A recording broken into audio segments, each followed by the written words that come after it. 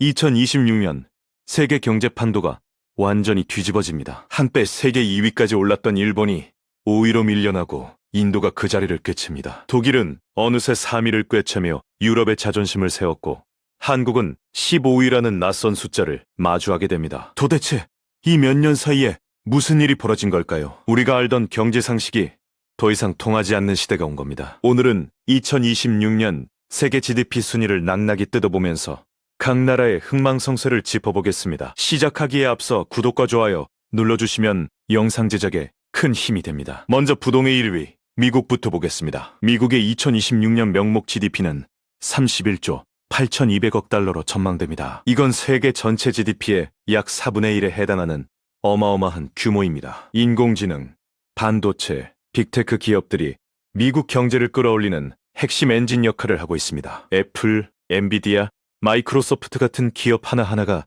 웬만한 나라의 GDP를 넘어서는 매출을 올리고 있죠. 달러의 기축통화 지위도 여전히 건재해서 글로벌 자금이 미국으로 계속 몰려들고 있습니다. 트럼프 행정부의 관세 정책이 변수이긴 하지만 미국 경제의 체력 자체는 압도적입니다. 2위와의 격차가 무려 11조 달러 이상 벌어져 있으니 당분간 이 자리를 위협할 나라는 없어 보입니다. 2위는 중국입니다. 중국의 2026년 GDP는 20조 6,500억 달러로 예상됩니다. 여전히 거대한 숫자이긴 하지만 미국과의 격차는 오히려 더 벌어지고 있습니다. 불과 몇 년 전만 해도 중국이 미국을 추월할 거라는 전망이 넘쳐났는데 지금은 그런 이야기가 쏙 들어갔습니다. 부동산 버블 붕괴가 가장 큰 타격이었습니다. 헝다, 비고 이위안 같은 대형 부동산 기업들이 줄줄이 무너지면서 내수 경제가 크게 흔들렸습니다. 청년 실업률이 공식 통계로도 20%를 넘기면서 소비 심리가 얼어붙었습니다. 미국과의 기술 전쟁도 중국 경제의 발목을 잡고 있습니다. 첨단 반도체 수출 규제로 인해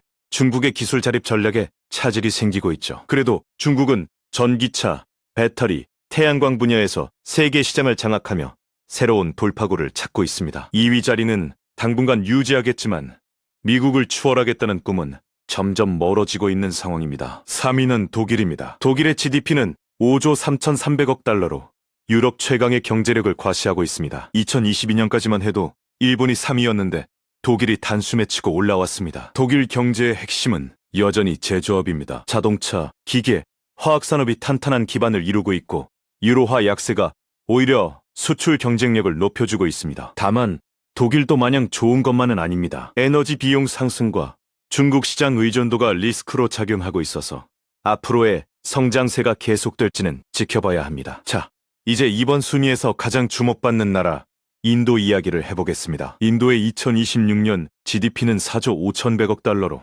드디어 일본을 제치고 세계 4위에 올라섭니다. 이건 단순한 순위 변동이 아니라 세계 경제사에서 하나의 전환점이라고 볼 수 있습니다. 인도가 이렇게 빠르게 치고 올라온 데는 몇 가지 확실한 이유가 있습니다. 첫째, 인구입니다. 인도는 이미 중국을 제치고 세계 인구 1위 국가가 됐고 그 중에서도 생산 가능 인구 비율이 압도적으로 높습니다. 평균 연령이 28세밖에 안 되니까 젊은 노동력이 경제 성장의 연료가 되고 있는 겁니다. 둘째, 디지털 전환입니다. 모디 정부가 추진한 디지털 인디아 정책 덕분에 핀테크, IT 서비스 산업이 폭발적으로 성장했습니다. 인도의 IT 수출액만 해도 연간 2천억 달러를 넘어서고 있습니다. 셋째, 글로벌 공급망 재편의 최대 수혜국이 바로 인도입니다. 미중 갈등으로 중국을 떠나는 기업들이 인도로 몰려들고 있고 애플도 아이폰 생산 기지를 인도로 대거 이전하고 있습니다. 인도 정부는 2030년까지 세계 3위 경제 대국이 되겠다는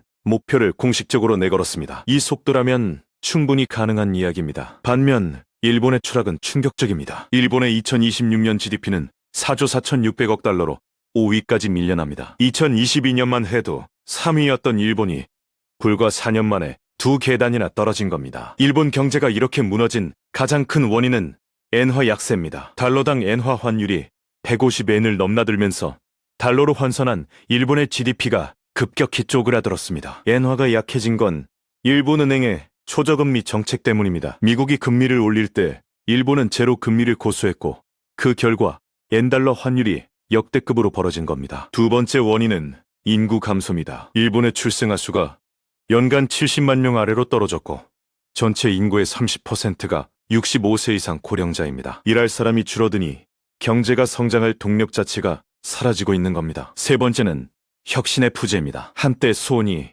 토요타, 파나소닉이 세계를 호령했지만 지금 글로벌 빅테크 상위 기업에 일본 기업은 단 하나도 없습니다. 반도체도 인공지능도 전기차도 모두 미국과 중국, 한국의 주도권을 빼앗겼습니다. 일본의 추락은 단순한 환율 문제가 아니라 구조적인 쇠퇴의 신호라는 점에서 더 심각합니다. 6위부터 10위까지도 빠르게 살펴보겠습니다. 6위는 영국으로 4조 2,300억 달러, 7위는 프랑스로 3조 5,600억 달러입니다. 영국과 프랑스는 금융과 서비스업을 중심으로 안정적인 경제 규모를 유지하고 있습니다. 8위는 이탈리아로 2조 7천억 달러, 9위는 러시아로 2조 5,100억 달러입니다. 러시아는 우크라이나 전쟁과 서방 제재에도 불구하고 에너지 수출 덕분에 9위를 지키고 있습니다. 10위는 캐나다로 2조 4,200억 달러를 기록하고 있습니다. 11위부터 15위 구간에서 눈에 띄는 변화가 있습니다. 브라질이 11위로 2조 2,900억 달러,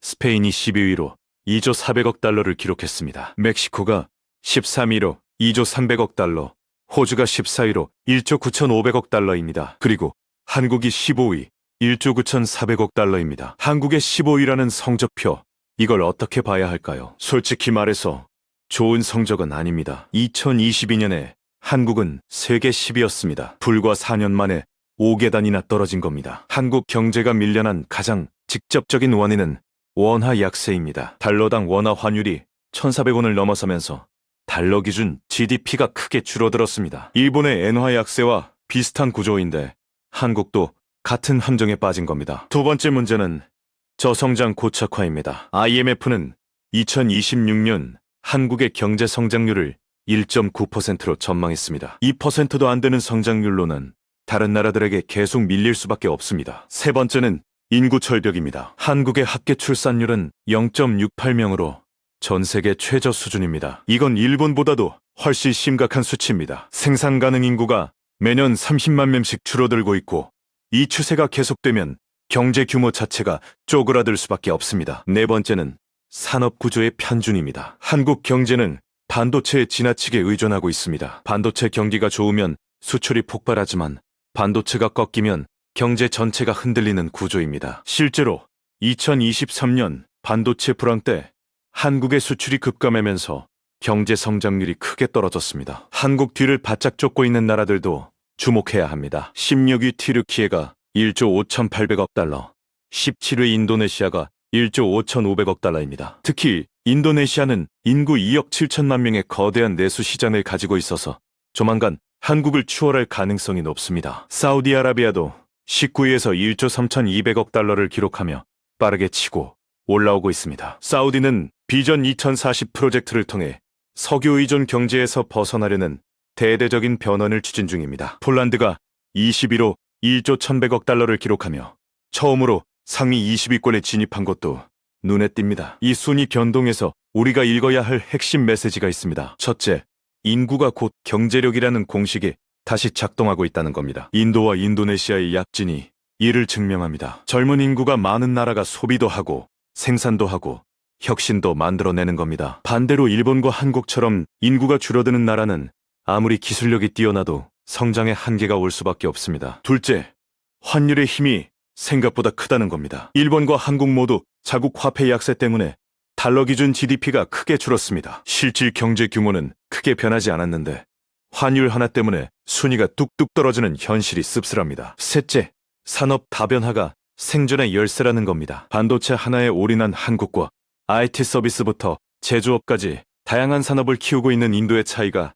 순위에 그대로 반영되고 있습니다. 그렇다면 한국은 어떻게 해야 할까요? 첫째, 인구 문제를 더 이상 미룰 수 없습니다. 출산율을 올리는 것도 중요하지만 현실적으로 이민 정책을 적극적으로 검토해야 합니다. 캐나다와 호주가 이민자를 적극 수용하면서 경제 규모를 키운 사례를 참고할 필요가 있습니다. 둘째, 반도체 외에 새로운 먹거리를 만들어야 합니다. 인공지능, 바이오, 우주산업, 방위산업 같은 분야에서 글로벌 경쟁력을 확보해야 합니다. 셋째, 원화 가치 안정을 위한 거시경제 정책이 필요합니다. 환율에 휘둘리는 경제 구조에서 벗어나려면 외환 보유고 확충과 통화 정책의 유연성이 뒷받침돼야 합니다. 2026년 세계 GDP 순위는 단순한 숫자 노름이 아닙니다. 이 순위 안에 각 나라의 전략과 선택, 그리고 그 결과가 고스란히 담겨 있습니다. 인도는 젊은 인구와 디지털 혁신으로 도약했고, 일본은 고령화와 혁신 부재로 추락했습니다. 한국은 지금 갈림길에 서 있습니다. 인도처럼 올라갈 수도 있고,